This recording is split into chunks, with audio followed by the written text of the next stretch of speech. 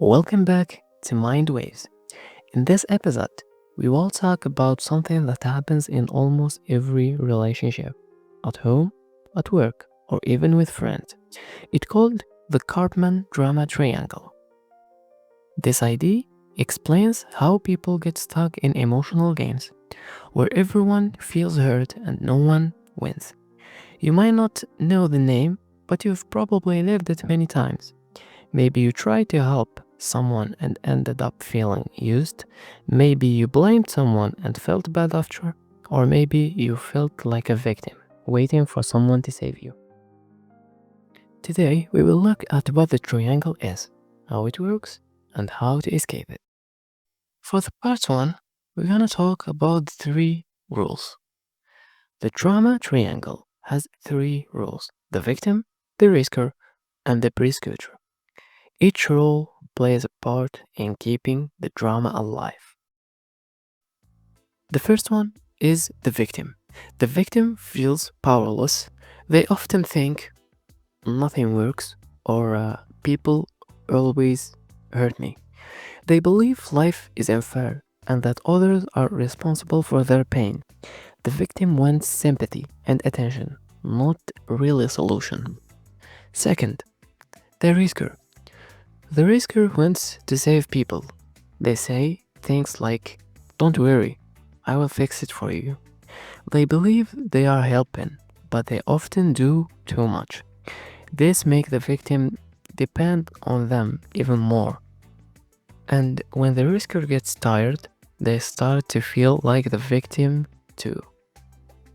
3. The persecutor. The persecutor's plans criticize or control others. They might say, "This is all your fault," or "You never do anything right." They look strong, but often they are just trying to protect themselves from feeling weak. They use anger or control to hide their own fear or pain. Each person in the triangles believes they are right, but no one takes real responsibility. And here's the trick: people switch roles all the time. For example, a risker helps too much. The victim doesn't change. The risker gets angry and becomes the persecutor. Then the persecutor feels guilty, becomes the victim, and the circle starts again. The second thing is how the drama keeps going. Let's look at a simple example. Imagine a friend says, "You never listen to me." The other person answers, "I was just trying to help you." In seconds, the first person feels like a victim. "You don't care about me." And the second person becomes the risker. "I was only helping." If the argument continues, one might start blaming, becoming the persecutor. This is how the triangle works. Each person moves between the three roles, and the argument never stops. No one really listens. Everyone just reacts.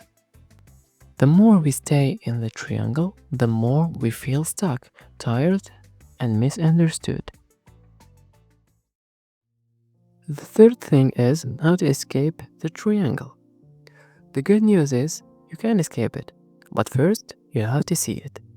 When you realize which role you're playing, you get your power back. Here's how to change each role into a healthy one. The victim becomes a creator. Instead of saying, "I can't," say, "What I can do." Take small steps. Focus on what you control. Creators look for solutions, not pity. Risker becomes a coach. Ask, "What do you think? You could try." Instead of jumping in to fix things. Let people grow by feeding their own answers. Let reels help, not saving, but supporting. Persecutor becomes a challenger. Be honest but kind. Say, I think you can do better, not you always fail.